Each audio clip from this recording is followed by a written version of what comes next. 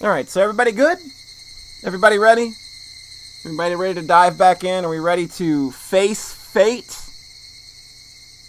Do what we need to do. Say goodbye to the sad girl. Just say goodbye to the sad anime girls who lost their ice cream club for now. And let's get things going. I think we're ready to dive right on back in. If it knows how to pace it, yeah, like I'm not watching the new anime yet. I'm gonna wait till there's like 8 or 9 episodes out to see how they're handling it. Alright. Away we go! Toward fate! The good fate, not John Fate.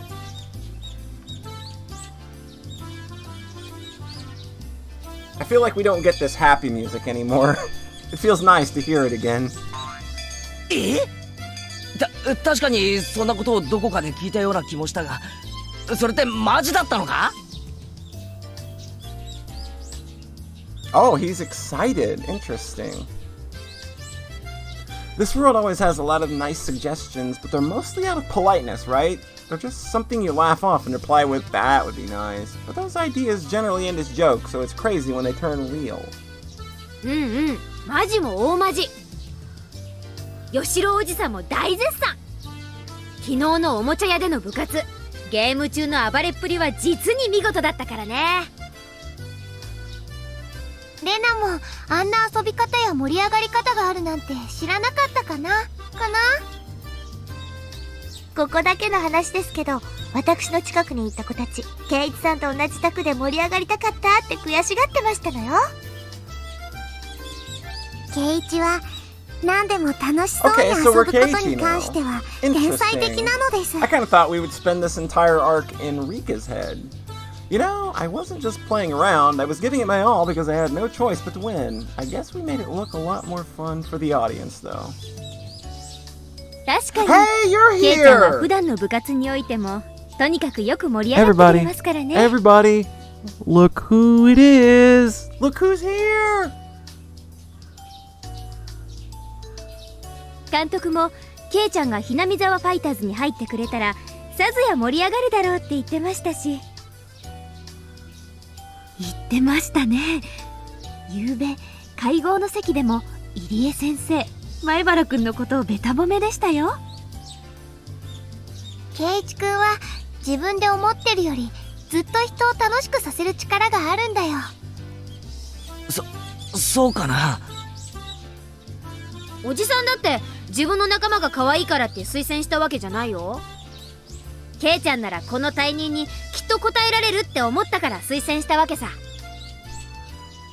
僕も同じ席にいましたですが、全然反対意見が出なかったのは驚きだったのです。前原くんは先生が思っているよりもずっと村中で評判なんですね。沖宮界隈でも有名です。先日のひなみざわファイターズと沖宮タイタンズの試合でのあの助っ人ぶりはもはや現地では伝説的ですからね。 It's interesting and pretty cool that she's just allowed here now. I like this. This is cool. あれはすごかったですものね。亀田さん目当ての What's 記者 her の方 interactions 々も like with 度肝を抜かれてま Satoko, したよ。 They're talking about the rigged baseball match I set up with Kameda-kun. The public did end up believing that the talented pitcher walked me out for fear of my insight. Kameda-kun and I entered a strange relationship since then, but I'd really rather not talk about it right now. どうかな、ケイチくん。レナはケイチくんにはその力があると思うな。みーちゃんだけの推薦で足りないならレナも推薦するよ。ケイチくんならきっと綿流し実行委員の退任を全うできる。 Wow! Okay. Watanagashi is an annual village festival held in June. It's supposed to be the biggest event in the village, and most of the people living here gather together for it. Since this is a major event, they always organize a committee to plan out the festival a few months in advance. The festival is only 2 weeks away, and I just moved to this village. But now they want me to join that committee? 大体よ、俺実行委員の仕事なんて知らないから何の役にも立てないぜ。 Well, you commit things. 実行委員なんて堅苦しいのは肩書きだけだよ。ケイちゃんに満場一致でお願いしたい役はね、ズバリ叩き売りりオークションの司会なんだよ。 We want Keiichi to sell things. なんだよそれ。バナナでも売らされるのか？ Yes, sell bananas. Oh, banana. そこは先生から説明します。 That one's for Iffy, but she's not in the audience, so she does. 今年のお祭りでは新しい試みとしてオークション風に寄付品の叩き売りをやろうということになったのです。そこは複雑な事情があってね。町会で寄付品を集めてそれを商品にしてのみんなで参加できる何かをやりたいんだけど、過去の役員会でいろいろ大人の事情があって福引き抽選以外の方法で商品を分配したいってことになったんだよ。早い話が昔ばあさんが癇癪を起こしときながら引っ込みがつかなくなったことがあるわけなんです。Teach me, Jason. ばあさんって自分でトラブっときながらよく後悔してますよね。まあね。 So, I guess it definitely seems like there's still tension within the Sonozaki family, but it's not like a deadly tension right now. Like, I think it's very clear that Shion doesn't like Oreo, but she seems fine. I kind of want to see her interact with Satoko. 福引き以外のイベントで何か楽しく商品を山分けできないかって話になったわけよ。Yeah, like you're not taking that Famicom away from her. それで出た案が She 寄 is 付品の way 叩き too 売りオー into クションなわ Gyromo. け。 And Mion has to be robbed. オークションってなんだか面白そうだね。ひょっとするとものすごく安くいいものが買えるかもしれないし、他の人が高値をつけ合うのを見てるのも楽しいしね。しかも寄付品だから元手はタダ。 So like Keiichi maybe like making this big move at the toy store or something, got a bunch of eyes on him this time, so he's more trusted by the village, and I guess he's kind of like more reliable now. 実行委員会もなかなかお金儲けがお上手ですわね。売り上げは全部冬の町会温泉旅行の泡麦茶代になるのです。 Rika, I don't want to hear about you getting drunk again. 古いのです。フルデさんは泡の出る麦茶はまだまだいけません。 Yeah, you're a much more cultured lady. You probably prefer a drink that's maybe a bit more fancy. だいたい話は見えてきたが。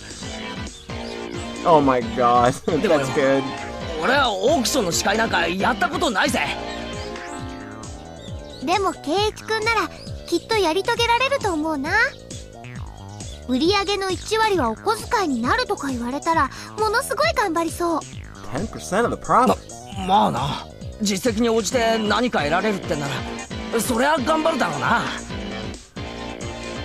逆に実績が出なかったらとんでもない罰ゲームが待ってるかもしれませんでしたよ。ちょっと待て佐藤、なんで俺がそんなリスキーな条件を引き受けなければならないんだ。そもそ No, も俺 Rena は wants 依 the 頼されてる bear, 立場だった stuffed ことを bear. 忘れ He るな wants a よ。 big stuffed bear, not beer. 俺はこう見えてもスケジュール多忙で忙しいんだぜ。 Beer tastes like butt. It ain't そ nothing ういうの cute は about beer. マネージャーを通してくれたまえ。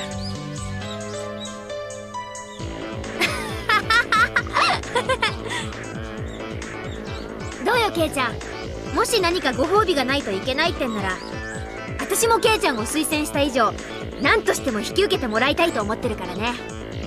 That'll get people bidding. 最大限配慮するよ。ほう、太っ腹じゃねえか。 So so long as we can keep the miserable manhood さ under. ーて、 Yeah, so 何 long が as い we いか can keep ね。 that, keep that from happening. 罰ゲームを何にするかというのはよくあるけど、ご褒美は何がいいってのは初めてかもしれないね。 Yeah, there's always punishments, but we never talk about rewards. What a weird club we have. 言われてみればそうですわね。私たちってつくづく過酷な状況で戦ってますのね。 Rena is right. The whole purpose of our club activities is to escape the punishments we come up with. Even if we win, we never get a prize or a reward for it. めったにない美味しい話に圭一が困っていますのです。みーちゃんの方で何か提案できないの？何でもいいよって言われたらかえって思いつかないよね。 How about that Oishi engine? Everybody remember that? Them the good times, そうだ right? ね。あ、じゃあこんなとこでどう？エンジェルモートのデザートフェスタの入場券とか。 Hey, I remember this! おねえ、ケチくさいこと言わないで、どーんと3年分くらいプレゼントしちゃえばいいじゃないですか。3 years worth admission? あら、それは豪華ではございませんの。確かデザートフェスタのチケットってものすごい高倍率で闇取引もされてるんだろ。そんなの3年分なんて本当にいいのかよ。もちろん成功報酬だよ。盛り上げてくれないとダメだからね。大丈夫だよ。圭一くんならきっと大盛り上がりになる。3 years, Sayara. それに 3つい whole ては私 years! も同感です。というか、どんなめちゃくちゃな売り工場が飛び出すかかなり楽しみです。たとえタコの入ってないたこ焼きであっても行列させてしまいそうですものね。I love it when the game does this. They know what they're doing. They know what they're doing. It's always cute when they do little callbacks like this. おいおい、さすがにタコなしたこ焼きは無理だろ。いやいや、ケイちゃんなら見事売りかねないね。うんうん。小麦粉の味が素朴でヘルシーとか言いそう。お前ら俺をおだててるのかバカにしてるのか微妙だぞ。どうですか前原くん。先生もあなたならきっとうまく盛り上げてくれると思います。 Chie Sensei was also on the committee.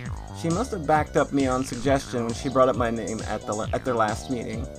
僕も圭一の口先マジックが見たいのですよ。見たバナナの叩き売りだってさ、その売り工場の切符の良さに感服して買わせるわけだしね。前原圭一ワンマンショーでございましたよ。楽しそうですわね。おいおい、俺はまだ引き受けると言った覚えはないぞ。大丈夫だよ。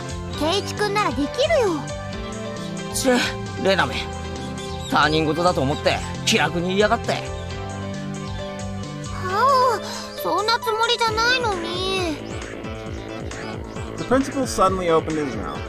どうかね前原君、わしも君ならやれると思うぞ。There's your Keiichi engine. 男なら一つみんなの期待に応えてみんかね。Alright, we'll get you some Keiichi engine.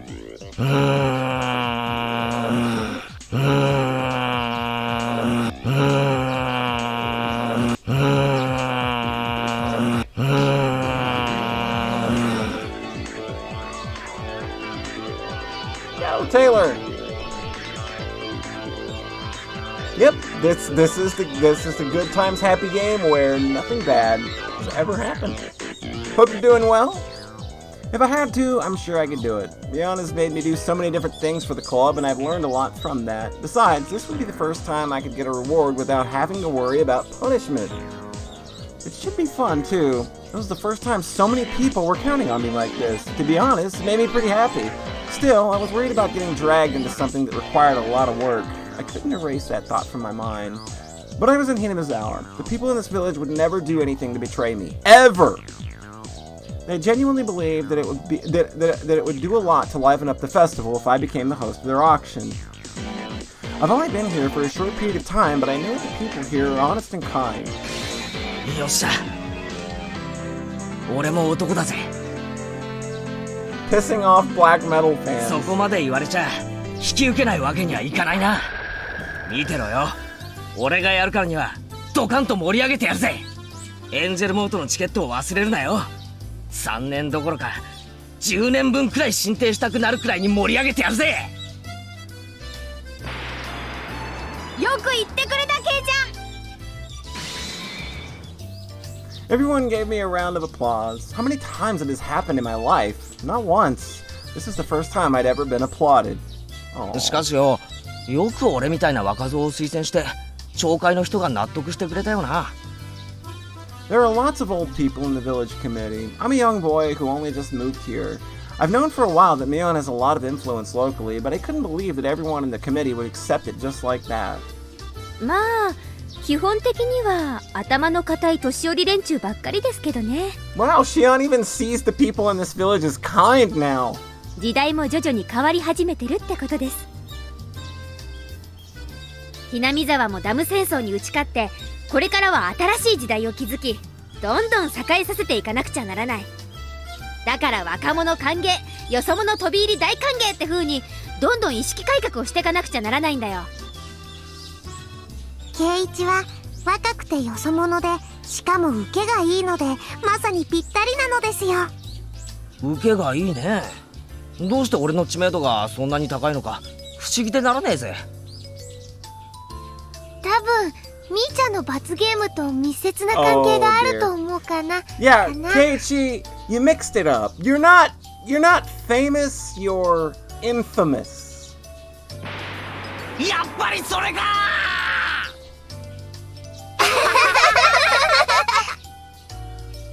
じゃあこれで決まりですね。 Wait, well, 先生 yeah. の方から今夜前原くんのご両親に電話でお話ししますので、一応前原くんの方からもご両親にこの度の件を話しておいてください。 I'm sure my parents will have no problem with it. They won't have any objections to raise, at least. They might ask me why my name was brought up, though. Chie-sensei and the principal went back to the teacher's office after the discussion ended. We were in the middle of lunch break at that moment. Chie-sensei and the principal would come along together. And Mion scared me by saying that they all had something to talk to me about. My stomach wasn't digesting my lunch particularly well. 灰原さん、聞いてましたよ。すごいじゃないですか。町会から推薦を受けるなんてすごい名誉ですよ。おお、富田君に岡村君か。そんな名誉なら君らに譲ってもいいぞ。無理ですよ。前原さんじゃなくちゃ務まらないです。I realized the whole class was talking about me. They were saying how fun Watanagashi was going to be and how high their expectations were for it. I might have taken on a huge responsibility. I needed to do my best to succeed at it. そうだそうだ、忘れてた。うちのバッチャがね、いっぱいおはぎを作ったんだよ。 Yo, did somebody say ohagi? Let me get my mouth on some of that ohagi. 学校のみんなにも食べてもらえって持ってこさせられたんだっけ。 Mion clapped her hands as she remembered and took a box out of her bag. She opened the lid, letting us see a bunch of ohagi neatly packed inside. あらあら、たくさん入っていますのね。クラス全員に食べていただけそうなくらいありますわよ。はう、かわいい、おいしそう。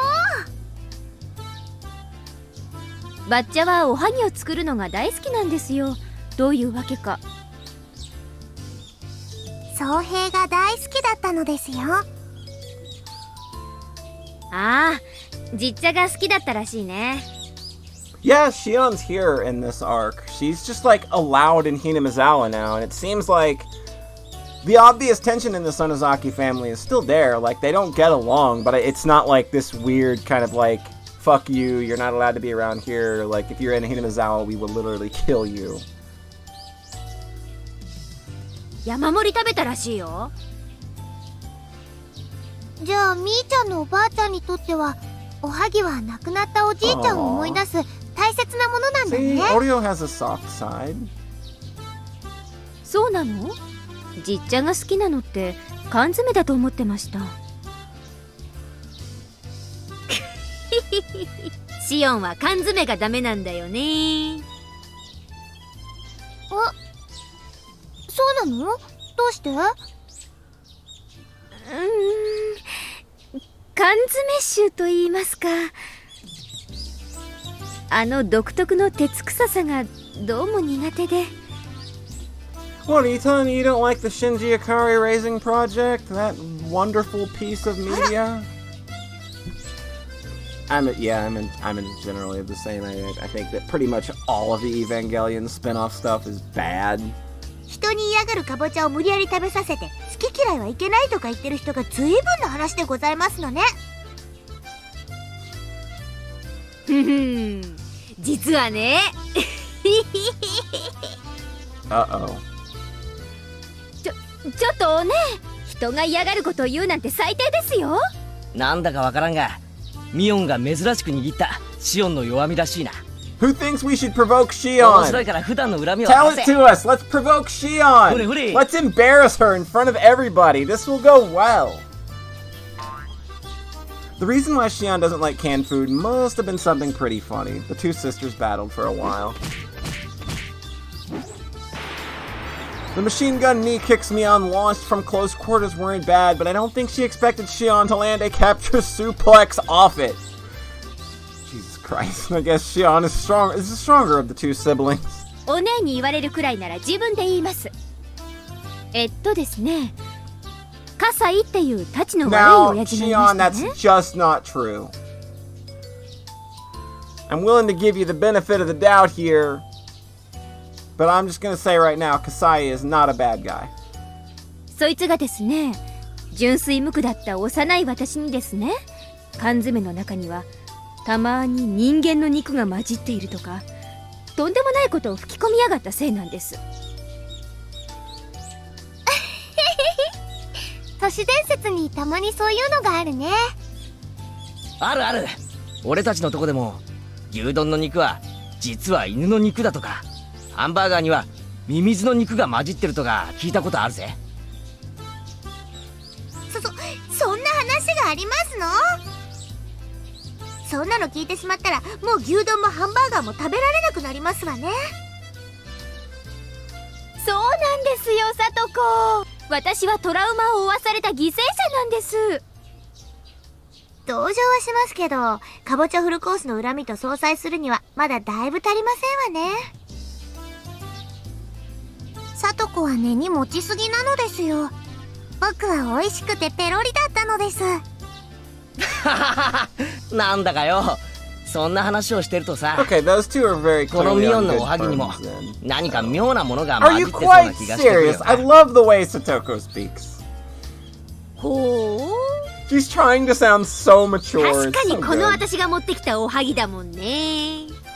中に何の細工もないってのは確かに不用心だよね。You can't really be sure there's nothing else inside. Mion, could we not? Could you not? I'm gonna ask you very politely. Can we not do that? Ohagi that Mion brought. When you consider that, it's only natural to suspect that she probably did something to them. What's going on? I felt like I was forgetting something. But I didn't remember anything that I was forgetting. It was like one of those deja vu moments. I'd been in this situation, but my mind was telling me that I'd been there before. I'd never been in this situation, but something was telling me I'd been there before. ケイチ、 Are we? いや、なんでもないよ。前にもミオンにおはぎをもらったことがあったような気がしたんだけど、これが初めてだよな。そうなの？みーちゃん。いや、これが初めてだと思うな。何かの勘違いじゃない？私の記憶でもミオンさんが学校におはぎを持ってきたのは今年はこれが初めてのはずですけ picking ど。 it up again? Rika, you know! わかっ、おじさんが持ってきたおはぎだもんだから何か罠があると思って警戒してるんでしょう。そこは威張るとこじゃなくて日頃のお姉の底を反省すべきとこだと思いますけど。そうだよな。同じおはぎでもレナとかが作ったおはぎなら絶対そんな風には思わない。レナっておはぎ作るの何気に上手なんだよな。小さいけど丁寧で。レナ、おはぎなんて作ったことないよ。 Oh, he remembered her ohagi. Interesting. What? What was I saying? Why did I say that Rena had made me ohagi before? Why would I know that Rena makes her ohagi small but neatly? I had no idea where that memory was coming from. I could only assume it was an error in my brain. Mian was saying that this was her first time bringing ohagi to class. As I tilted my head in confusion, everyone started reaching inside the box. Rena took out one for me and put it on the lid. I stared at it closely. What was I so concerned about? Mion said that I was probably concerned that she did something to the Ohagi, but it wasn't quite that. I really didn't know how to explain it. I felt like I was forgetting something important. I'd forgotten something important. And all I had I had was the obligation to remember it. In front of me was nothing but a single Ohagi that came from Mion's house. I was frustrated, but I really couldn't think of anything. There was no way I could remember it, because I didn't know anything. 圭一、さっきからおはぎをじっと見て、どうしましたのですか？いや、デジャブだっけ？既視感だっけ？ほら、たまにないか？初めて見るものなのにさ、過去にすでに見ていたように感じるときって。Like, if we were in Rika's point of view right now, there would be this hope gauge that would just be completely shattering the right side of the gauge because it just keeps shooting up so high. 圭一は過去にもミオンにおはぎをもらったように感じるのですか？でも気のせいだよな。ミオン自身そんなことは覚えがないって言ってるしさ。圭一、ありもしない記憶なんてありませんです。もし圭一が覚えているのなら、それは本当にあったことなのですよ。Yuki-chan told me something strange. I didn't usually take her random comments seriously, but ever since I saw her making those predictions in the toy store, I've been curious about her special powers. I felt like she was telling me something deep. 大予言のリカちゃまが言うと、なんだか不思議な感じがしてくるな。それってつまり、輪廻転生とかそういう話なんだろ？ I mean, maybe in a way. 僕は宗教のことはよくわかりませんです。ただ、僕が言いたいのは、圭一が知っていることなら、それはあったことなのです。だからそれを思い出してほしい。気のせいだと片付けないで記憶としてほしい。僕が何を言っているのかわかり。I was a little surprised how serious she sounded. I always thought Rika was just an innocent girl who fooled around all the time, saying things like meep and meepaw. But all of a sudden, she seemed like a totally different girl. What was I supposed to take? Was I supposed to take this as a joke? The serious look on her face told me it wasn't time for jokes. リカちゃんがそう言うなら、じゃあ俺は別の世界とかでミオンにおはぎをもらったことがあるんだろうな。バカにしませんから、全部話してください。どこでどうして、なぜミーにおはぎをもらうのですか？いつどこでどうしてなんて具体的に聞かれれば聞かれるほど寝ぼけて見た夢なのかもしれないな。夢でもいいのです。もっと覚えてるはずなのです。話してください。She's really, really hanging on this now. What was up with her? She seemed so curious about it. I didn't think the story was that interesting. Her asking so much started making me feel uncomfortable. Still, something told me that I needed to talk to Rika-chan about everything I could. Maybe she could predict my future by reading my dreams. I should tell her everything. After all, she's the shrine maiden for Oyashiro-sama. 俺は多分学校を休んだんだ。Oh, shit! 風邪なんだと思う。He's just gonna go all in. My memory was scattered all over my brain like powder. I could see myself standing at the front of the door. Mion was there, and someone was with her. I think it was Rena. Are you それで kidding ミ me? オンのやつ、 Are we really gonna お do 見舞い this のおはぎ tonight? だって言って持ってく Are る we んだよ。 really gonna do this tonight? Like, why is... Oh, man. We're really gonna do this tonight. That's what's gonna happen. We're really gonna do this tonight.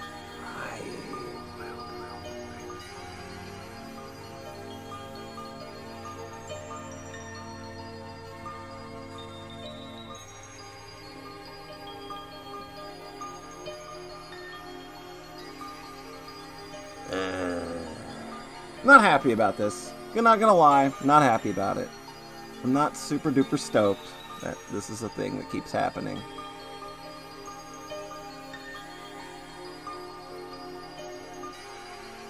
So, we will change servers.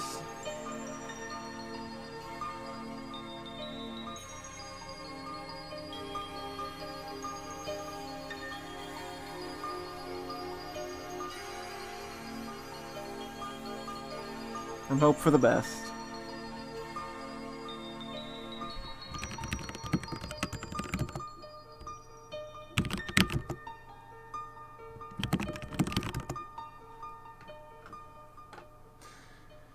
Oh boy.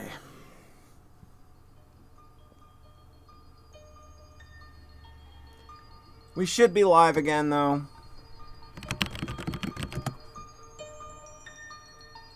Oh, so mad.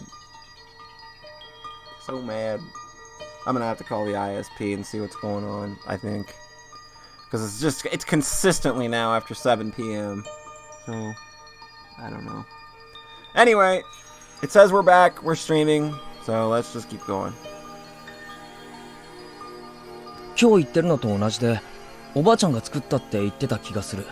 Alright, hello. それでうん。それで、そのおはぎを食べるんだよ。二人を返した後に。それでさ、おはぎの中から。You found something in the ohagi. ここから先は間違いない。漫画の受け売りだよ。多分、昔読んだ漫画のエピソードと記憶が混同してるんだ。そんなことがあるわけない。圭一、話を続けるのです。おはぎを食べて、中からああ、いや、俺が小学校の頃に読んだ怖い漫画にさ、ハンバーグの中に裁縫針が混ぜられているっていう話があったんだよ。Oh, shit. See what's happening here. シオンもさっき言ってたろ？ It's chime time. 小さい頃に怖がらされると、トラウマになって残るっていうやつだよ。I don't remember much about that comic. I think it was about a girl who had an accident and held a grudge against the person that caused the injury to her face. It was a really cheap plot now that I think about it, but since I was still a little kid, that comic really scared me. In one chapter, the girl casts a curse on the guy's food. He eats a burger and sewing needles inside it, and he goes, "Gah!" Something like that. It still freaked me out. The image was so grotesque and shocking for me. That grew into some kind of trauma, and for a while I searched for sewing needles in my food every time I ate something. I couldn't eat burgers for a while for that reason, but my parents got concerned and my hunger overcame that trauma. Eventually, that experience disappeared into the flow of time. 今でもさ、ちょっとでも怪しいシチュエーションがある anxiety piano と、針が混じ plus ってるかもしれない chime. なって考えちゃうんだよ。もちろん、ちょっと考えるだけだぜ。みんなの弁当をつっつくとき、いちいち中身を改めてたら失礼だもんな。針を混ぜるなんて危ないいたずらなんて絶対するわけがないって思うから、そんなくだらないトラウマなんか気にしないで食べてるんだよ。でも、今でもちょっと怖いのですね。未だに忘れられないってことは、今でも心の中にはちょっと残ってるのかもな。では、そのミーのおはぎからは、出てきたのですね。裁縫針が。ああ、出てきた。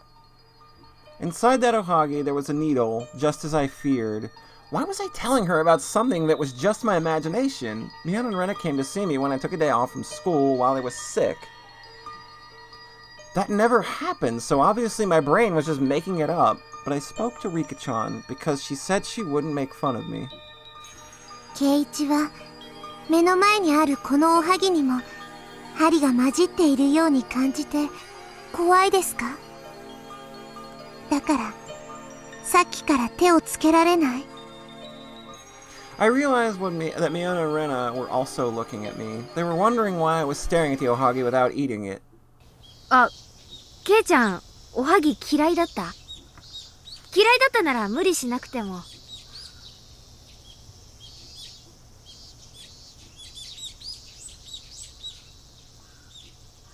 Mian was assuming that I didn't like ohagi. She felt bad for forcing me to eat something I didn't like. In turn, I felt guilty seeing the sad expression on her face. お姉のおはぎなんで中に何か妙なものが仕込まれてるって疑ってるんですよ。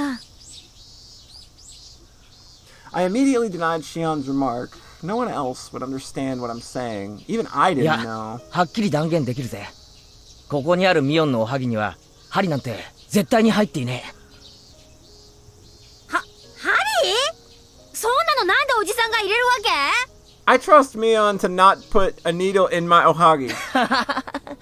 当たり前だよな。ミオンは確かにおとなしくお見舞いを持ってくるようなやつじゃない。タバスコを入れるとかそういう冗談はやるかもしれないが、間違っても針なんて混ぜない。シャレになることとならないことのけじめははっきりつけてる。だからそんなことは絶対にありえない。I grabbed the ohagi with my hand. As I brought it to the front of my mouth, I felt the need to check it just in case. But I told myself clearly, hey, you wimp! When are you gonna stop being scared of that stupid comic book? Mian brought these ohagi to treat everyone in the class. There's no way she'd put needles inside of these. I forced that stupid memory out of my brain and munched on the ohagi. うめえじゃねえかよ。うまくて当然。針なんか入ってなかったでしょ？そりゃそうだよな。本当にすまん。自分でもくだらないトラウマにずっと縛られてたって呆れるぜ。My heart had stopped pounding as I felt relieved. The next moment, I got the urge to say something to Mion. It wasn't the right thing to say, but it just felt like I had to say おい it. ミオン、何？おはぎうまかったぜ。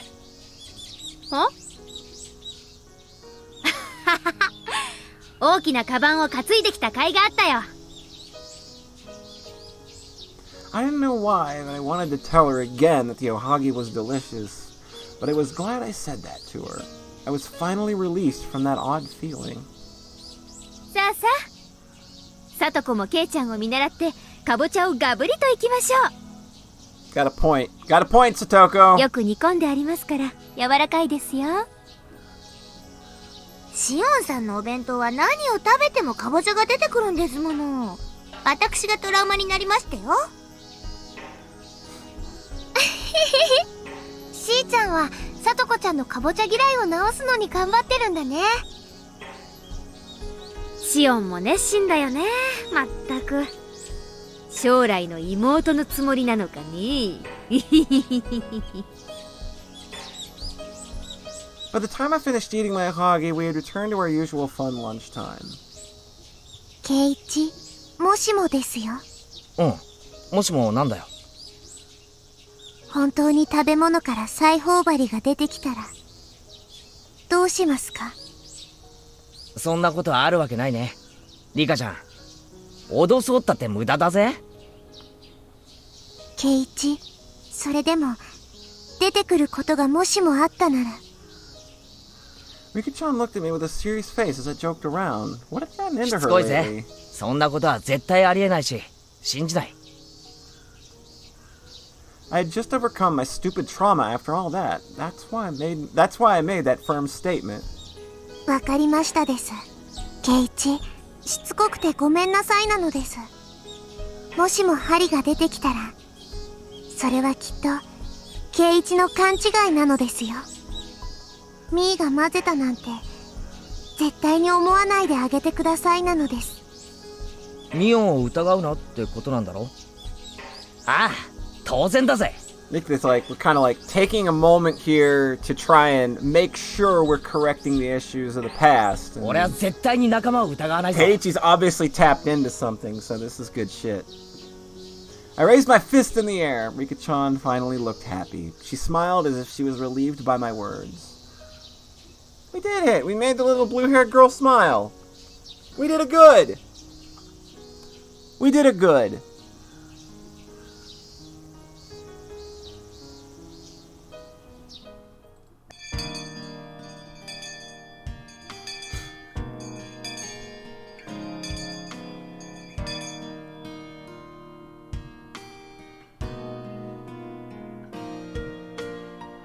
The items donated to the auction were gathered at the Furude ほ shrine.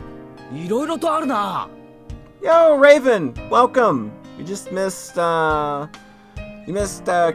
kind of tapping into the fact that he doesn't 100% remember doing it, but he remembered the needle thing from Onikakushi and that it wasn't real. So he didn't have needle in his ohage. It was probably Tabasco sauce, and he kind of like had that moment of realization again of, oh, wait a minute. お中元のタオルセットとか So he's not 使い fully 古した家具あ cognizant たり of ま the では other 想像 worlds してた yet, 何 this 気 time に結構 around, いろいろあるじゃねえか but よ he knows something's up. すごいね。テレビや冷蔵庫まである。それにこれまだ新品同然だね。 Also, the village loves him. He's gonna be the auctioneer at Watanagashi. 驚いたでしょう。園崎家関係のお店から余り物とか店頭展示品とか売り物にはならないけどまだまだ新品同然のものをいろいろと供出してもらったわけよ。片遅れ品とかをあまり気にしないならちょっとは立派なもんでしょ。電化製品に貼り付けてある日焼けした新製品 Hell と yeah, い all うシール display は models are なんだ great. か哀愁を誘いますわね。 God, I had an old display model TV back in the day. It was super odd. It was one of those flat screen it was a flat screen CRT. That shit was so good, and I got it for like 150 lower than it was just because it was a display model. I was just like, I don't give a fuck.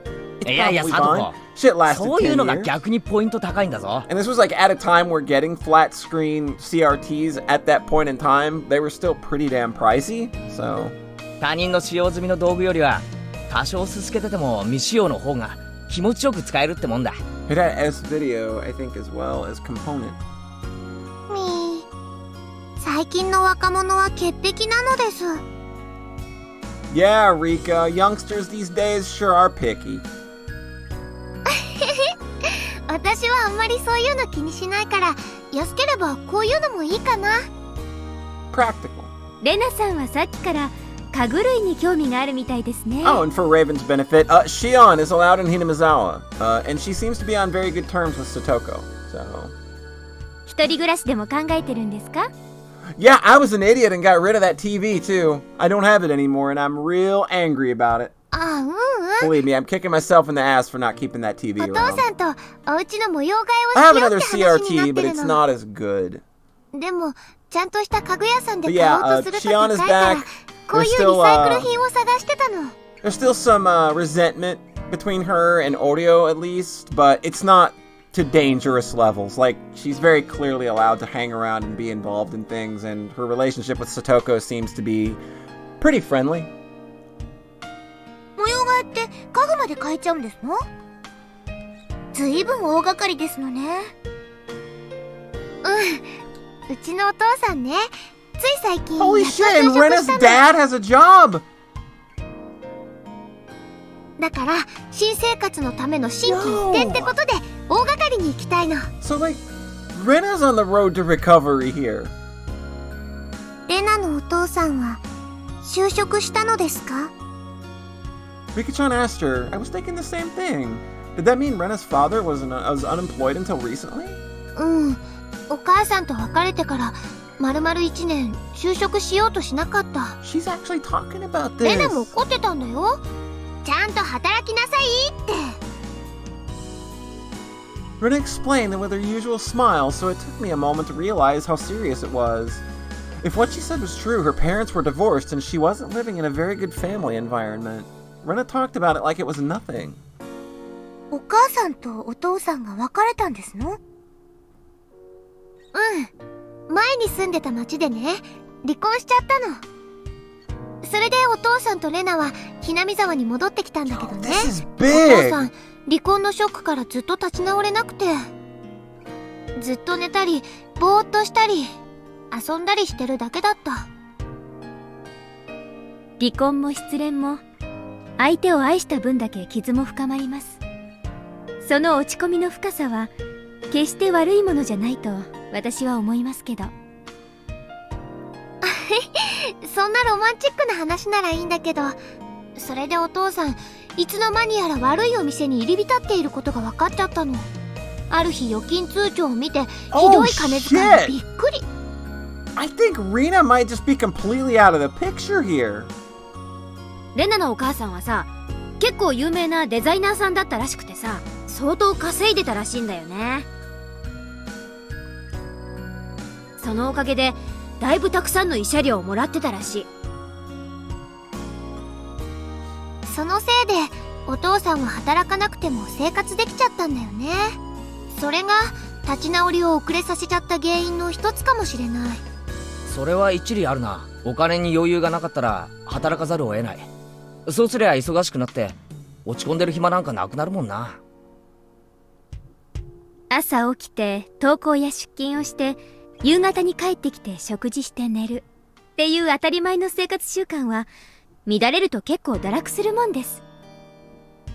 私も学園から抜け出してきた後、しばらく無職な生活をしてたことありますからよくわかります。お家に引きこもって一人でうじうじしているのが一番いけませんです。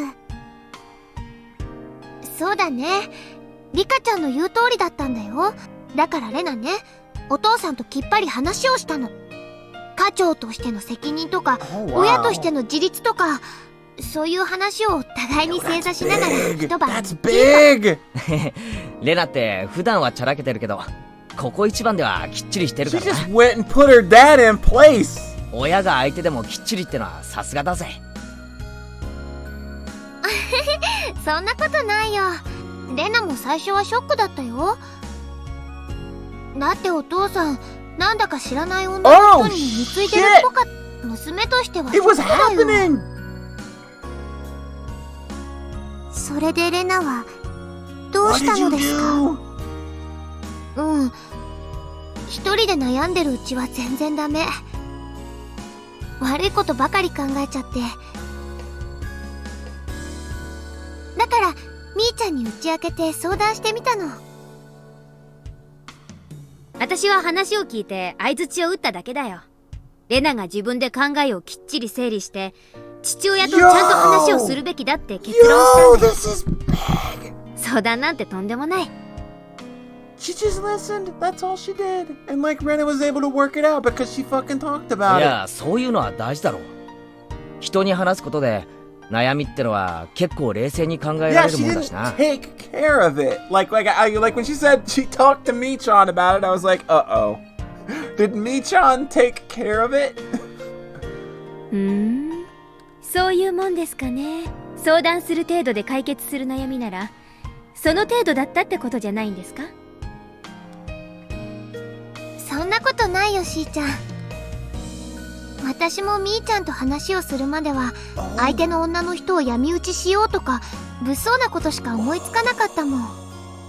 でもよくよく考えてみればそんなの全然最善の解決策じゃない。まず話し合うことから始めないとね。それでレナは話し合ってどうしたのですか？お父さんがグダグダしてるのはお金のせいだってことになってね。口座を別の銀行に移し替えて、通 Oh 帳と印鑑 wow, は just レナが fucking 預かる take ことになっ charge た。 Rena over here. Certified public accountant. だからお父さんは毎月私からお小遣いをもらってるんだよ。 It's so good. Rena's It's so good. なんだかレナさんのお家は親と子が逆 I 転 would してしま trust って Rena ま with す my わね。 money. Everyone else laughed along with Satoko. I wasn't sure if I should laugh, but I saw Rena laughing too. 結局さ、むやみやたらな大金がレナのお父さんを堕落させてたわけさ。金銭感覚が戻れば変なお店にも行かなくなるし、ちゃんと働かなくちゃいけないって気にもなるからね。でもあれはいいタイミングだった。お父さん、知らない女の人のマンションの頭金を払おうと I してい mean, る it might だ not けだっ matter た if you の。 trust her or not because you're super cute. So she would just take you home anyway, Taylor. 危ないところだった。 Check out how smooth Polly is. レナが笑顔で話す割にはよくよく聞いてみると随分ヘビーな話だな。一歩間違えば家庭崩壊だったんだよな。much though. そうだね。もしあの時私がみーちゃんに相談しなくてうじうじと今日を迎えていたら、今頃きっと。 We know where you would have ended up, Rena. It was not happy times, believe me. その女の人を殺そうなんて考えていたかもしれない。 Everyone laughed at hearing such a dangerous thing come out of Rena's mouth. Rena laughed too, but I saw something serious in her eyes. It was probably true that she once thought about murdering that lady. She seduced Rena's father so that she could get money out of him. Knowing how short-tempered I am, I might do the same if that happened to me. I think she made the right decision by talking to Mion instead of getting irrational. 偉いよな。 Yo, Nerd! How's it going? 家族の問題なんて恥ずかしくてなかなか話せるもんじゃないぜ。I am probably one step away from murder. But the important thing is she talked to Mion. She talked about this shit. That's big! This is big! そうだよね。 So we got Keiichi remembering stuff. We got Rena remembering very big stuff. みーちゃんに打ち明けようと踏ん切りをつけるにはレナもちょっと時間が必要だった。決め手になったのは夢なの。 I'll also warn you ahead of time, we've had some frame issues tonight, so we may still be having some of the same issues we've had the last couple nights, so please exhibit patience. 夢。 A dream? What's going on? あの頃は布団の中でいつも一人悩んでた。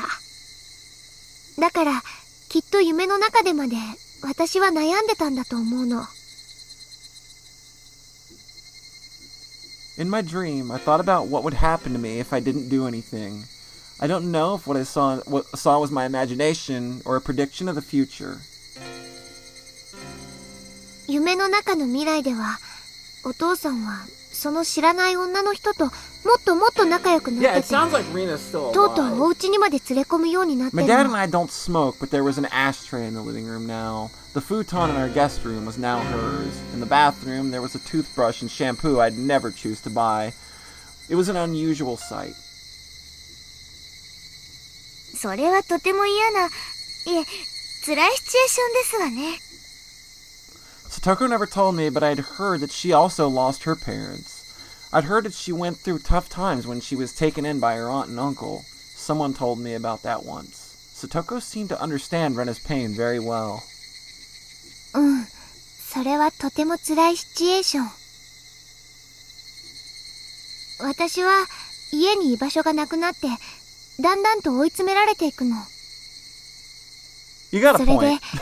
ちょっとした些細なきっかけで私はその女を殺してしまう。夢にしては嫌に生々しい展開ですね。それで？そしたらもう私は人殺しなんだよね。誰にも殺しのことを知られたくないって怯えて怖がって誰も信用できなくなって毎日毎日を死体を埋めた場所で過ごすの。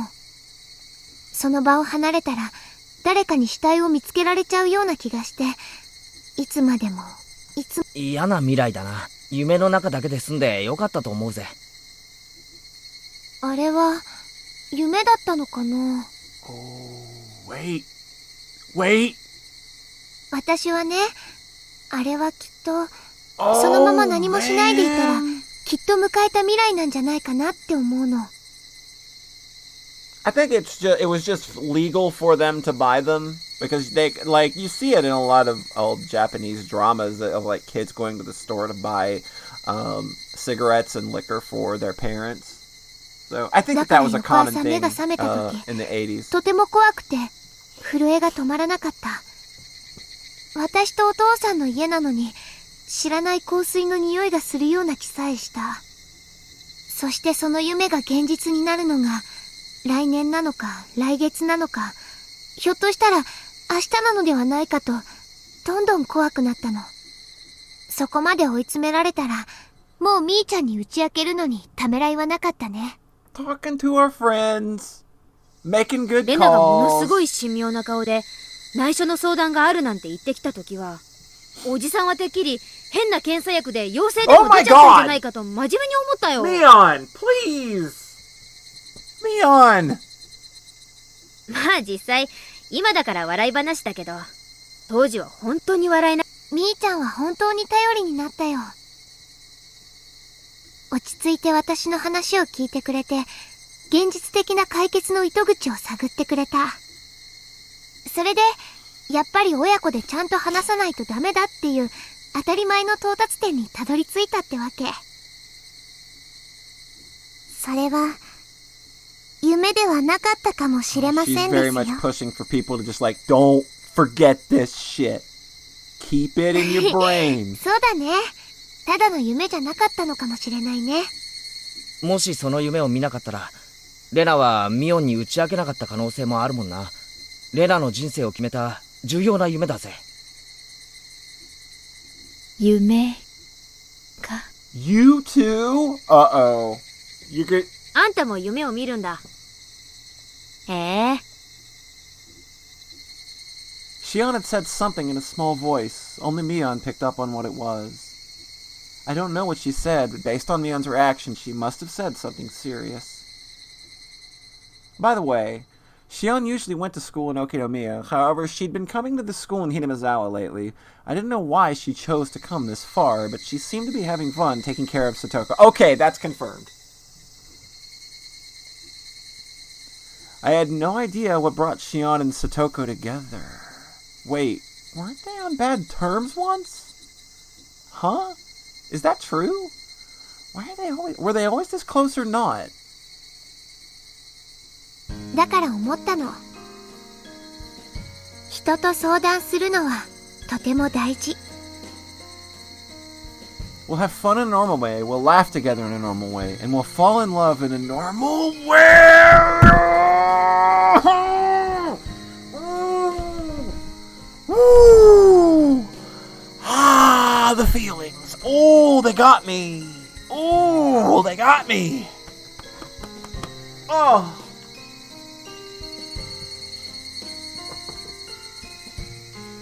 We won't doubt each other. We'll trust each other. Oh, 仲 man. 間はただの遊び友達じゃない。本当に大切なことを打ち明けられる重要な存在なんだって。What a fucking そんな当たり callback 前 to の the ことに last 気 arc. づいたの。 Jesus Christ. そうだな。だとしたら、レナにとっては親子の問題を解決しただけでなく、仲間の重要さにも気づけたわけなんだな。うん。だから私も誰かが悩みを持ったら相談に乗りた Yeah, い I し、 think like 助 she けたい。 actually realizes she doesn't have to like kind of fake it.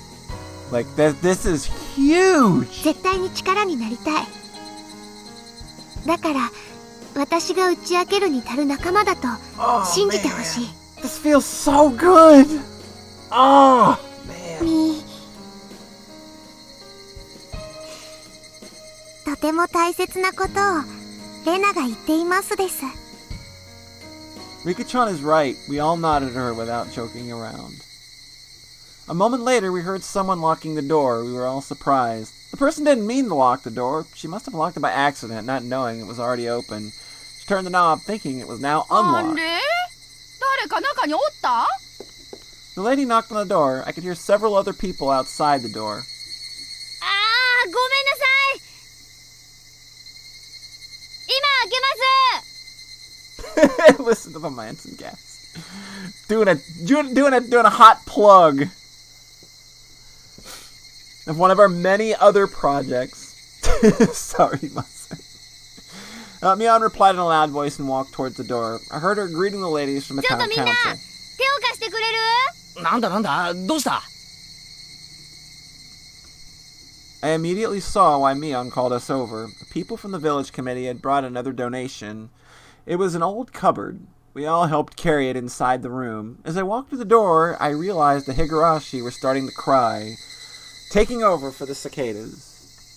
ああ、前原くん。あんた叩き売りの司会を引き受けてくれたんね。Oh, Yashiro was in the もう podcast. みんながあんたしか適任がいないんって太鼓判押すんよ。だからおばさん、前原くんの司会が楽しみで楽しみで。あ、いやーせいぜい頑張りますので、あまり期待しないでくれると嬉しいです。そんなこと言っちゃって。今日ここに来たのも売り物を吟味して売り文句を考えておきたいからなんですよ。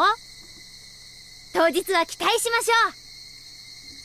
したら叩き売りはちゃんと来ないかんね。 The other ladies smiled and told me that they were looking forward to it. It hadn't been that long since I moved to this village, but even these people offered me a position of huge responsibility during the festival, so you could say that they've accepted me as a member of the village. I caused so much trouble where I lived before that I couldn't even go outside, but they are accepting me as a member of the village? I was so happy.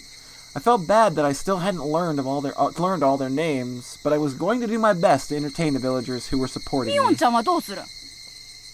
まだ残るんかいね。ああ、いや、もう私たちも帰ります。もういいよね、ケイちゃん。まあ雰囲気さえつかめりゃあとは出たとこ勝負だ。なるようになるだろう。綿流しには興味ないんだけど、ケイちゃんの司会は見たいな。私も来ようかな。シオンさんもぜひいらっしゃいませ。みんなで一緒に騒ぐのは楽しいですわよ。私は反対。シオンは沖宮に住んでるんだから、沖宮の祭りにでも行っちゃえ。 Don't be mean, Mion. Don't be mean. レナはシーちゃんが来るの賛成。シーちゃんが来るとミーちゃんが面白くなる。では多数決により C の参加は決定なのですよ。というわけです、お姉。当日は私のせいでお姉の地味っぷりが露呈しちゃうかもしれませんけど、まあ仲良くしてくださいね。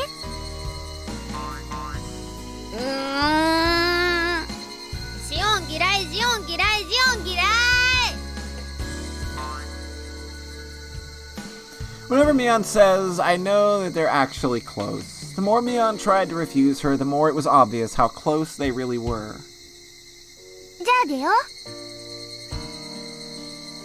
Whatever murder god they have that. Right? Yeah, like Okinomiya's got their own murder god. 明かり消すよ。We made sure that we didn't leave anything inside and left the room. I looked around the shrine grounds while Mion locked the door. This big place will be filled with people the day of Watanagashi. このだだっ広い境内がお祭り一色になるんだよな。なんだか全然想像がつかないぜ。すっげえ楽しみだ。模擬店とかがいっぱい並んで人もものすごいたくさん来るんだよ。 Okinomiya Shiro-sama. きっとケイチくんもびっくりするかな。Yeah, we'll probably be fine. 年に一度なんてケチなことを言わず、季節のたびにやってくれてもいいんですのにね。そういや、季節の旅に来る人はいたね。はい、そんな人いましたっけ？あ、それは俺もわかるぞ。この間会ったカメラマン風の人だろ。Hey, the photographer we met the other 名 day. 前はなんて言ったっけ？ What was his name again? ケイチは富武を知っていますのですか？そうそう、富武さんだったな。いや、先日の帰り道で会ってさ、ミオンとレナに教えてもらっただけだよ。妙にたくましい体つきの割に腰の低い感じのおっさん。季節のたびにひなみ沢に来てる熱心な旅行写真家なんだろ。自称でございますけどね。あの人が来ると今年ももう綿流しだなって気がするよ。He's like Hinamizawa's Christmas tree, except for Watanagashi. それで綿流しが終わると本格的に夏が You 始まる just んだよ decorate ね。 the Tomitake every year. そうだね。でも今年は暑くなるのが早いからもうセミが鳴いてるけどね。異常気象とかテレビで言ってますわね。温暖化がどうしたこうしたとよく聞きますわ。Uh-oh. Uh-oh. 暑い夏大いに結構じゃねえか。夏が涼しかったらなんだかつまらないぞ。そうですね。季節通りの気候の方が気分がいいもんです。 There are lots of fun party games we could play with Tomitake. 冷夏や暖冬はなんだか損した気になります。 I'm not sure he'd be too good at bobbing for apples. You can この夏 get の him to 私たち go が in, 扱い sure, か but I don't think he's coming up with anything. Are we sure this game isn't right? Right? 綿流し祭何だ？綿流し祭六強爆投だね。今年の綿流しもみんなで一緒に楽しく過ごせますですよ。そうだね。楽しく過ごせるといいね。お、レナは知らねえな。リカちゃんのは希望的憶測じゃねえんだぜ。本当の予言なんだぜ。だからリカちゃんが当日は楽しくなるって言ったら絶対にそうなる。だってこれは運命なんだからな。そうだろリカちゃん。はい、運命なのですよ。Rika-chan smiled with a nipa. Her smile assured me that the day of Watanagashi was going to be a great 当 one 日 for さ us. すぐにオークションってわけじゃねえんだろ。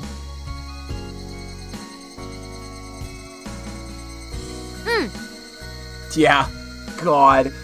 If I woke up and had to repeat 2020, like, oh my God, I can't. That thought is just so dark. I can't even fit it in my head.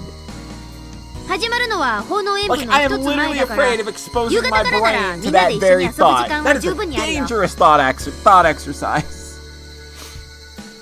そうですわよね。初めてのお祭りなのに一緒に遊べないなんて気の毒ですもの。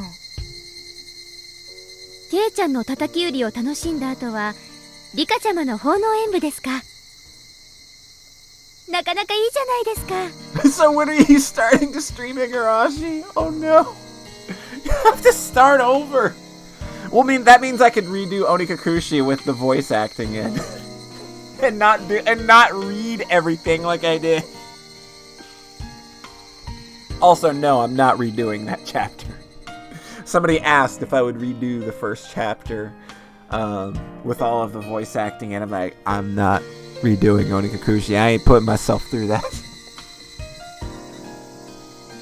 ということは、僕は圭一の司会を最後まで見られず、途中で演舞の準備に行かなくてはならないのです。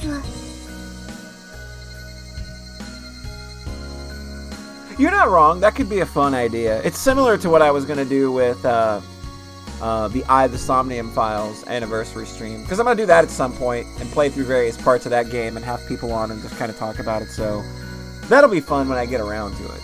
I haven't put it together with the save files and stuff yet of where I want of the things that I want to 演舞っ revisit て in that なんだ。 game. やっぱり古出神社の巫女さんだから何か神事でもやるわけか。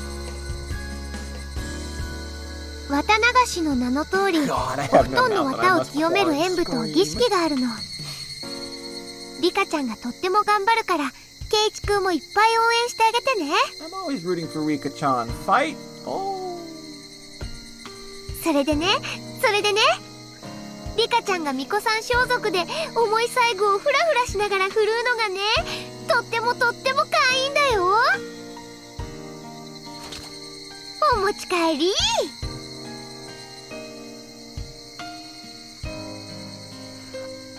I'm thinking about it.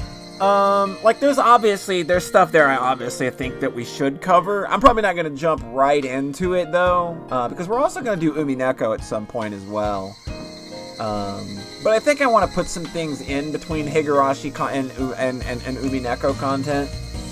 But I think I'm gonna do like I think after we finish Higurashi, I'm gonna do Steins Gate Elite.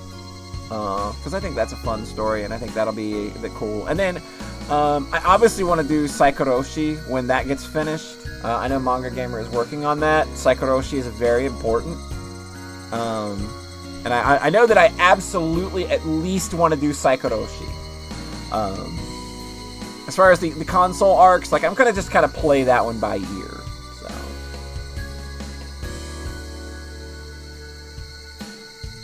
Umineko is a lot. I'm gonna need some time away from Tragedy Loop. Probably for, like, God. Like, we're probably not gonna touch Umineko till at least halfway through next year or something. Yeah, Higurashi is amazing. It's fantastic. I'm sure Rika-chan really will look adorable. I was looking more and more forward to the Watanagashi festival.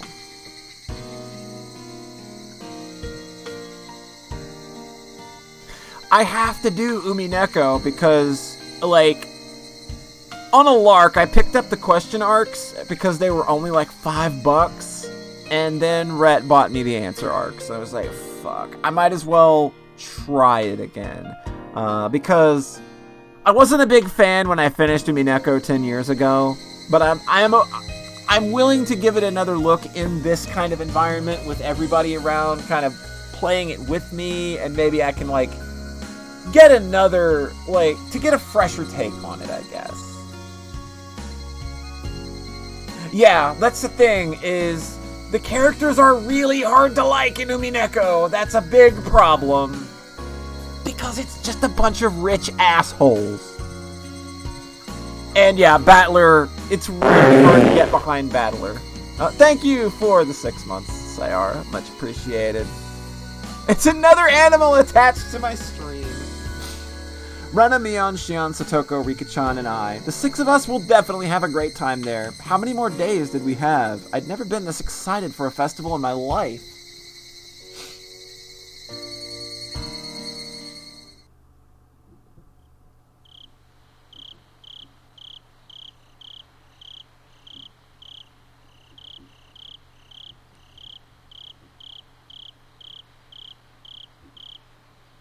Yeah, but Umineko is a while away, I would say, because there are some other things that I want to do. There are a couple other VNs that I haven't talked about that I kind of want to share with people that are a little more on the shorter side, so we won't have to make like a big 100 episode production out of it. Satoko's snoring sounded so subtle when I stood by the window. Okay, we're Rika again now. Satoko?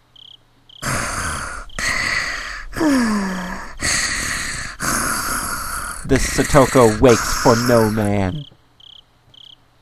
I could tell that she was sound asleep. いびきが可愛いのですよ。 Hanyu laughs and tries to poke Satoko's nose. I looked up at the sky. Nothing was different about the moon, but the moonlight seemed warmer than リ usual カ to は me. 機嫌がいいようなのです。確かにそうかもしれない。 I realized that only after Hanyu pointed it out. I really was in a very good mood. Otherwise, I wouldn't be enjoying the view of the sky on a humid night like this. I felt like bringing a toast to the moon. As I rooted around the back of the closet, Hanyu spoke to me, sounding noticeably upset. リカ、お酒はダメなのですよ。 Now you listen here. いいじゃない。婚約。 It has been a very good day. Let this girl have her moment. Hanyu doesn't like alcohol. If I drink, Hanyu will also taste it, so she always complains when I try to drink. That's why I usually drink only when Hanyu is far away from me. Of course, she'll know right away when I do, but it's too late by then. ダメです、ダメです。リカにはワインは早いのです。 I think that at this point in time... リカは私よ。リカが飲みたいものはリカが決めるわ。 Okay, you go, girl. ダメです。僕はワインが嫌いなのです。ダメです。今日は喧嘩はなしだってば。わかったわ。じゃああんたにも Wine 飲 and みやすい orange ように juice? 甘いオレンジジュースで割って。 Yo, that's nasty. それならいいでしょ。ワインのあの匂いが嫌いなのです。 Who's drinking wine with orange juice? Who is this monster? だからダメ、ダメ。 Hanyu jumped around and Hanyu jumped around and complained. She was making a lot of noise right where Satoko や was めなさい sleeping. さとこが起きちゃうでしょ。残念でしたなのです。僕は理科以外には見えないし聞こえませんから、いくらトタンバタンしても理科にしか聞こえないのです。 That's disgusting! あったんべー。ははあんたはたまに身の程をわきまえないわね。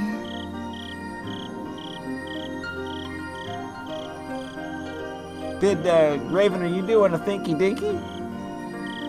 I went to the refrigerator and took out a pack of orange juice and spicy kimchi I typically use for her punishment. Oh no! はい問題。私がおつまみに激辛キムチをいっぱい食べて羽生が辛い思いをするのと、オレンジジュースで割った甘いワインを飲んで一緒に月を楽しむのとどっちがいい？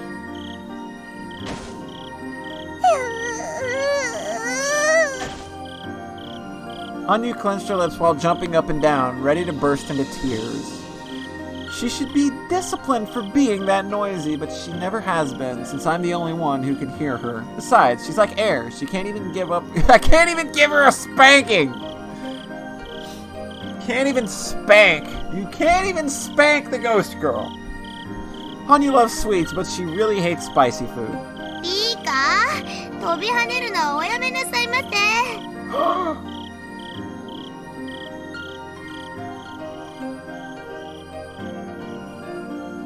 Satoko woke up suddenly and I had to hide my glass in a hurry. Satoko doesn't know about my drinking 今何 habit. 時だと思ってるんですの。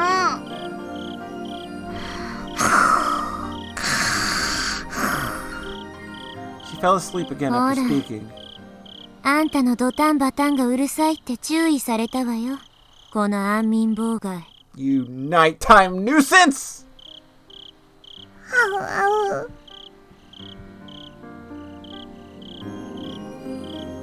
Just like I'm the only one who can see her, I'm usually the only person who can hear the noise she makes.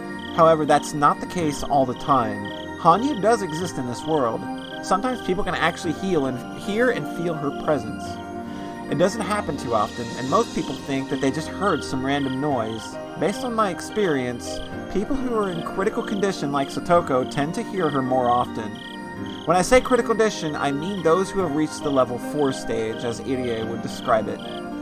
At that stage, there's nothing that can be done anymore. They will feel the existence and hear the noise of someone that they can't see. That would really mess with their mind. Hanyu stopped jumping up and down and gave up as I started pouring alcohol into my glass. I wasn't drinking because I wanted to be mean to Hanyu. In fact, I always wished she would enjoy it too. I poured only a little bit of wine inside the glass and diluted it with plenty of orange juice. In fact, the cocktail pretty much just juice. I also put some crushed ice inside of the glass. With that, it looked like a real cocktail they serve at the bar. 羽生、これくらいの薄さなら平気でしょ。 I licked the edge of the glass to see how she'd react. このくらいなら平気なのです。そう。じゃあ今夜はこの濃さにするわ。もう怖がらないで。辛いのはしまうわ。Hanyu has been scared of that kimchi punishment for a while. As I pack it back inside the refrigerator, she seemed relieved. Yo, this is the CG I'm using for this arc.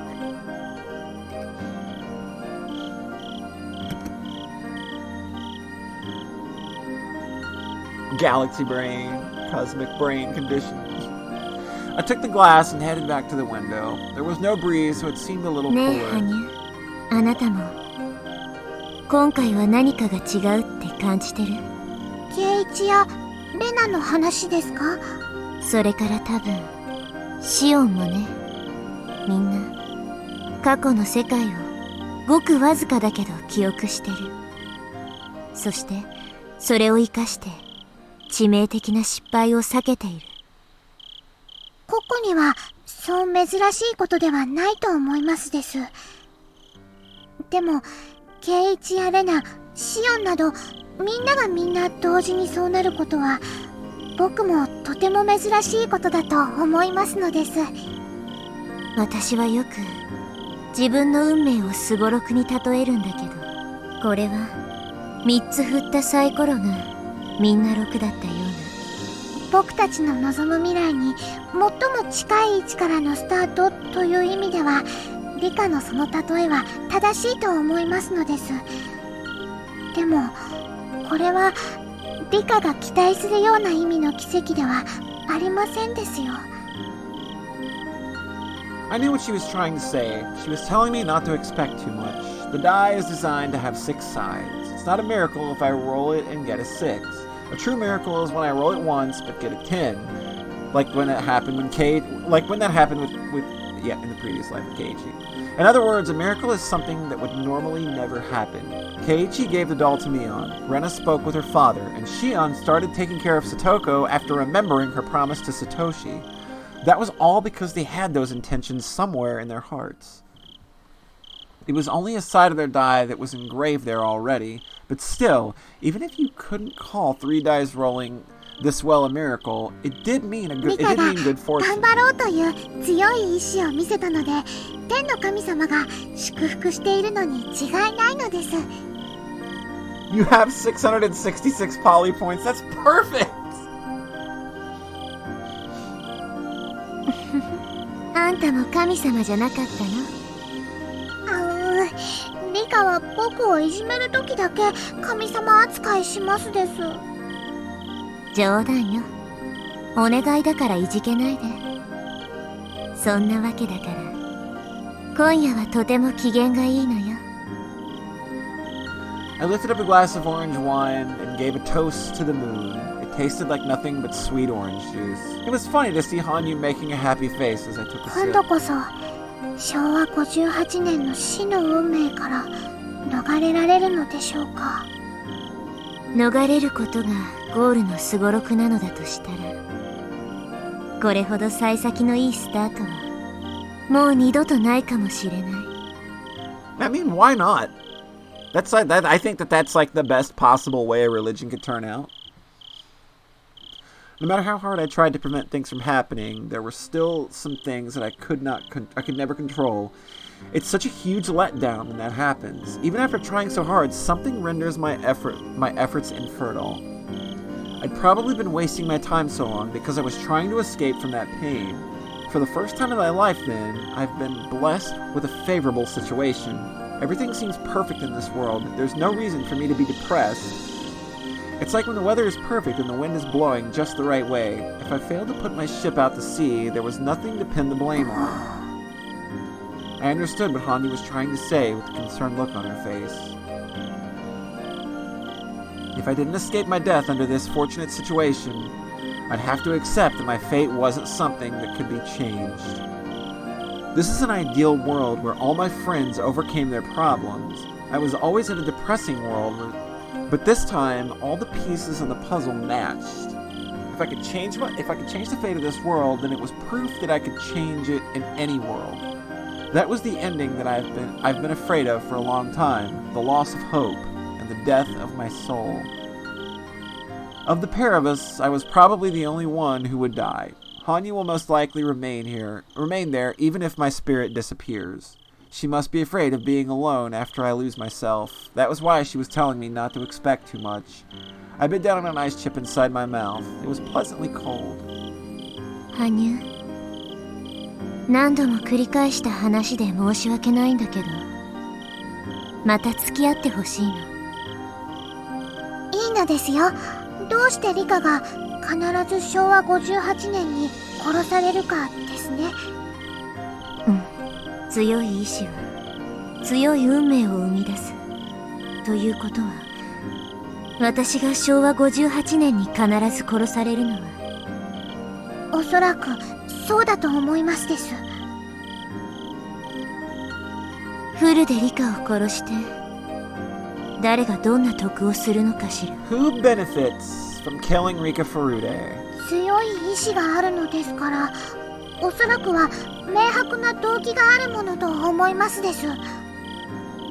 自分で言うのも嫌だけど、フルでリカは村人みんなに好かれていると思う。 Chat, do we like Rika Furude? I think Rika's pretty okay. I think she's okay. 一般的な村人に殺害動機があるとは思えない。少なくともこの村に住まう人間である以上、リカに好意を抱かない人間はいないはずなのです。あんたのおかげで。今のは感謝の言葉よ。まあいいわ。長いこと疑ってきた園崎本家も違った。となると、私を In this 殺したい house, we 人 love 間 Rika 勢 Furude. 力が思いつかない。むしろリカにとっては世界中のどこよりもこの村にいるのが安全なはずなのです。そうね。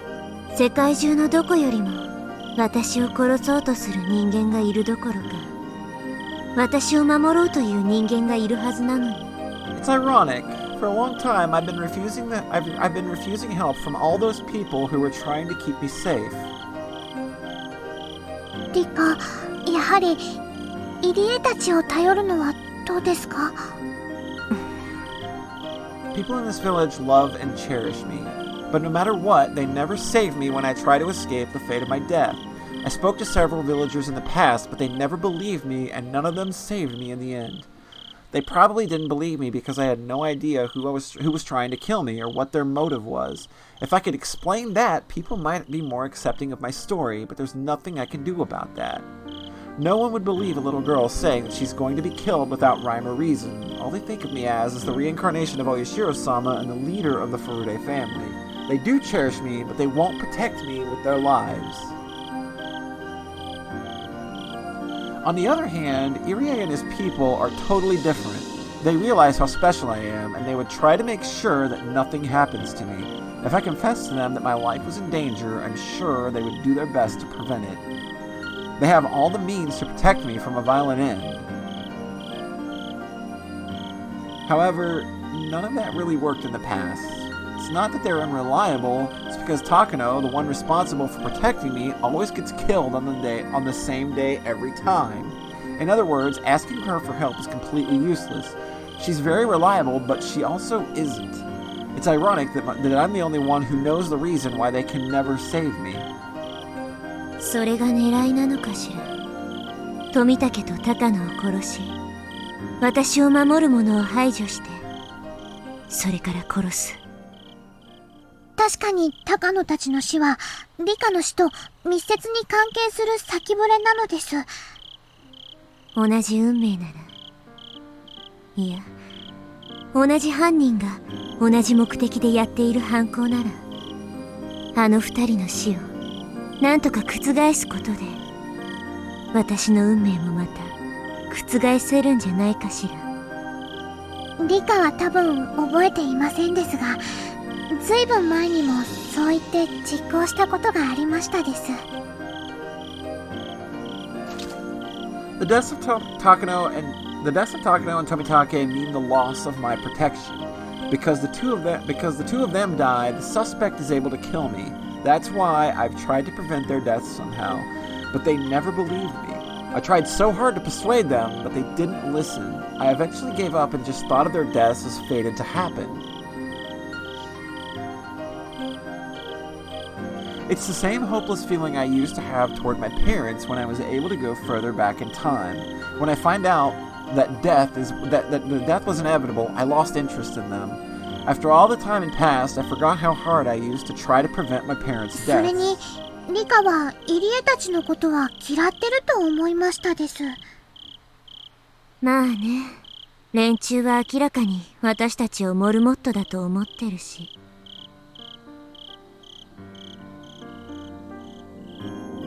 I support them so I can help Satoko, but it disgusts me to think that they're only using me as a test subject. I've been resenting Irie for that reason. Still, I should try to get closer to him. After all, he's the only person who understands how important I am. He's the main person I should be talking to, and he has the most potential for protecting me. I can't avoid seeking help from him just because I don't like him. I've asked him for help several times before, but Tomitake and Takano get murdered even so, and it ruins everything. After their deaths, Irie panics and becomes useless. That's why I gave up on seeking help from him. But in this world, I've been blessed with a positive situation. I will never have as lucky a start as this again. This is the best chance I'll ever get, so I should give it my best shot. I really don't like him at all. But he's not a bad person. I should respect him more. He's serious about helping Satoko, and he's not as much of a mad scientist as I'm inclined to think. Takano is a strange person too, but she's someone who can give me support. But she thinks I'm only her guinea pig. That's why I don't want her help.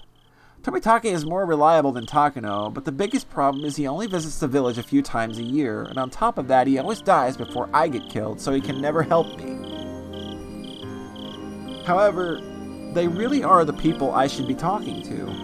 If I can change the fate of their deaths, they should be able to save me from my own. It's possible that the only reason I lived until 1983 was because of their effort.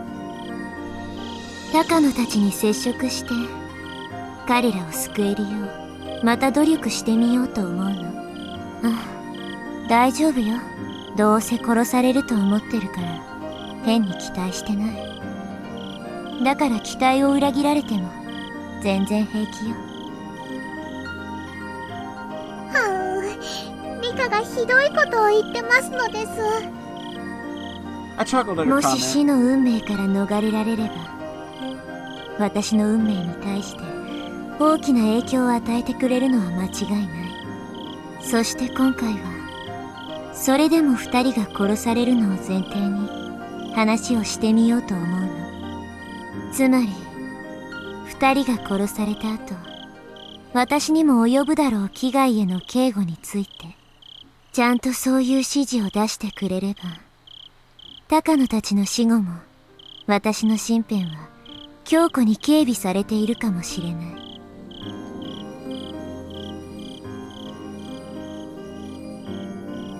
The protection I provide is probably the highest standard of security I could hope for, yet I lose the moment Tomitake and Takano die, so I never have their protection after Watanagashi, and therefore I get killed too. In other words, that's it. Whoever possesses a strong will to kill me actually just wants me dead. Yet so long as those two are alive, there's a tight security all around Hinamizawa that prevents the killer from getting to me. So to kill me, they must first kill Tomitake and Takano, the heart of that security. Then my protection falls away, leaving me exposed. リズムで考えれば考えるほど二人の運命 You と suspect Takano 私 even の more. 運命はつながっているのね。そうやって考えるとあの二人を見殺しにした時点で私の運命は逃れられないものに決まってしまうのかもしれない。ならリカのすべきことはもう明らかなのです。そうね、自分の命より先にあの二人の命を救う方が先決ってことね。It's kind of ironic. I gave up on them because I was more determined to save my own life, but I finally came to the conclusion that I have to help them first before helping myself. But there's something I still don't understand. Someone with convictions this strong is trying to kill me for some equally strong motive, yet no matter how often I debate it, I can't think of anyone who'd benefit from my death. Not only that, but there should be only people who'd want to protect me, especially since they would do anything to protect me and the present environment. They even eliminated my mother. To be perfectly honest, I don't care about her anymore. I never got along with her, and she's the one who took my father's death the wrong way, making a huge deal out of it like she did. She got what she deserved.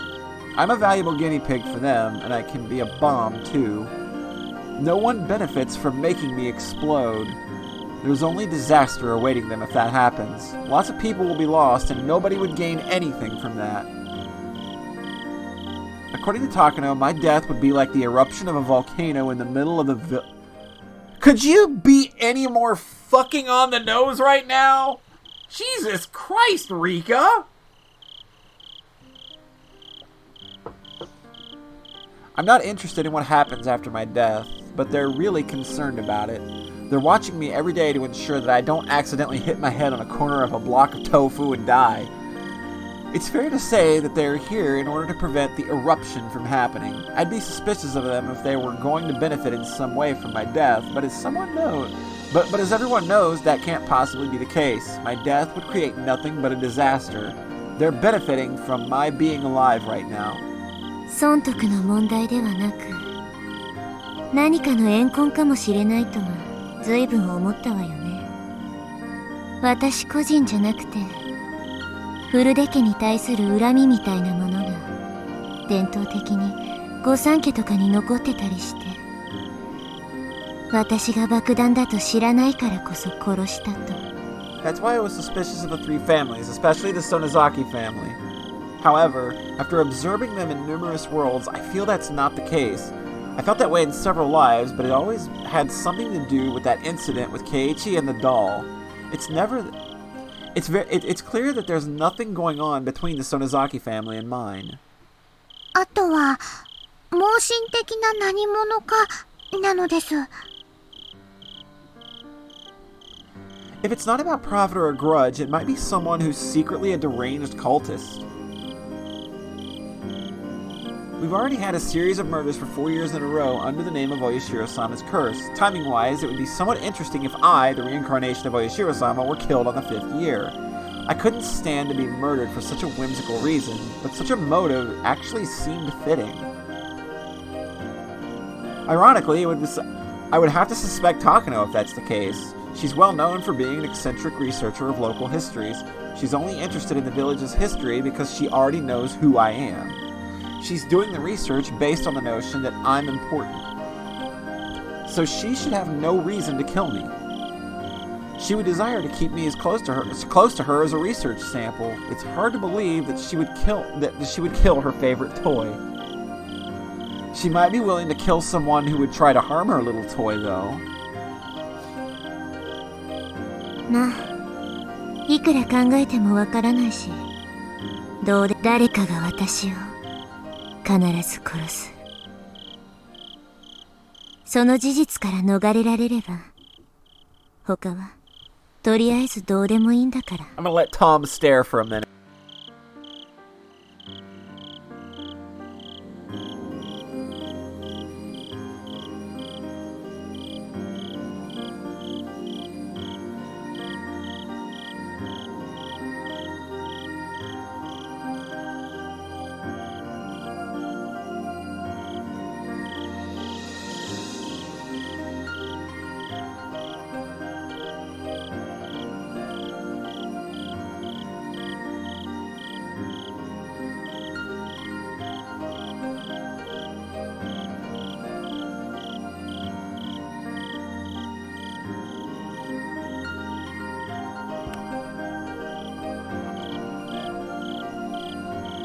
No, I take that back.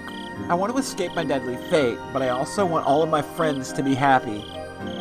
And I want the rest of my life to be happy too. I don't want to hide myself in a forest forever just to get away from my murderer. In fact, I've tried that once before, but I still met with the same ending. Living in the forest was a horrible experience. I think I was able to survive until July that time. That might be the longest I ever lived. I smiled bitterly and finished off the rest of the orange wine in the glass. I'd have to talk to Irie again. I don't like him, but his people are my only hope. もういい時間ね。どこに戻らないと。明日が辛い。僕もそう思いますです。おやすみなさいなのですよ。I lay down and closed my eyes, but I couldn't fall asleep right away. Suddenly, I remembered Rena's words out of nowhere. It was no good when I was thinking about it on my own. I wasn't thinking about it on my own. I was talking it out with Hanyu. Now I know it's important to talk to other people. Friends have greater meaning than I thought. You can talk to them about anything. I finally realized that. After I asked Takano for help, should I also talk to Keiichi? I've told him before in my previous lives, but he never believed me then.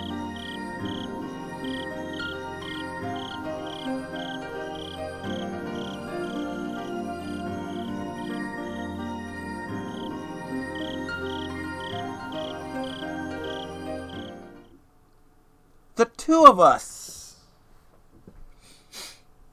I didn't know that song was released in the 1980s. I thought that was a 90s bop. Loki not calling on you a friend. The two of us. Rika Furude always thought that there were 4 members in her family. She could clearly see all of us. Her father, her mother, and me. She had no idea that I was invisible to anyone else but her. My appearance is a little different from a human being's. I may otherwise look like a person, but I can't hide my horns, so it's obvious that I'm not human. I'd hoped that because Rika had seen me since she was a baby, she wouldn't be bothered by my ugly horns at all. And that hope came true.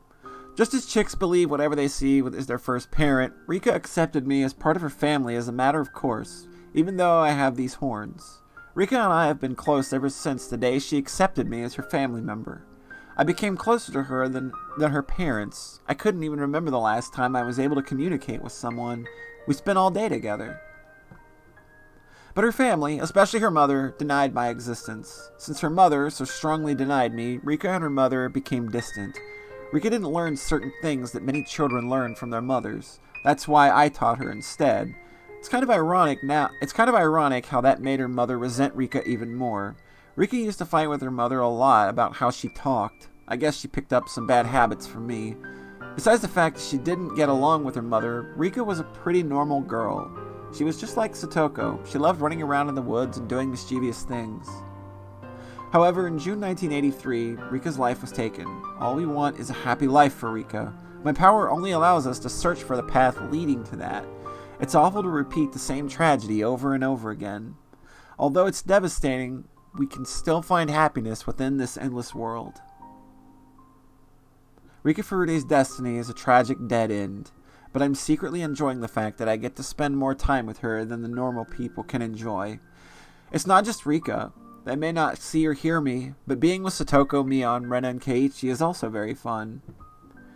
I can never be one of them, but I can still be by their side.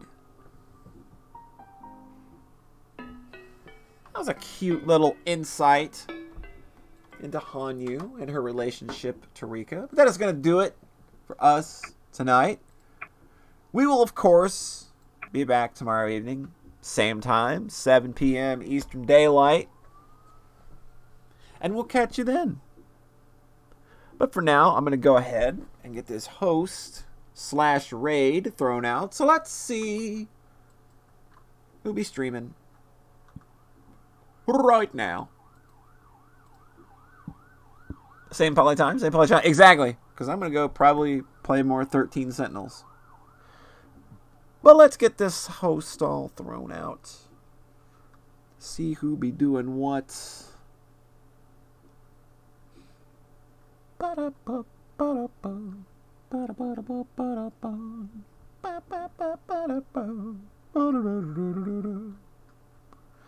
Okay. You know what? I think we're just going to go right on over to our boy Swerb. I'm going to throw you on over there. He is still digging deep into the old Spelunky 2. So, everybody say hi to my good pal Swerb, and we will catch you tomorrow night. Have a good evening, everybody.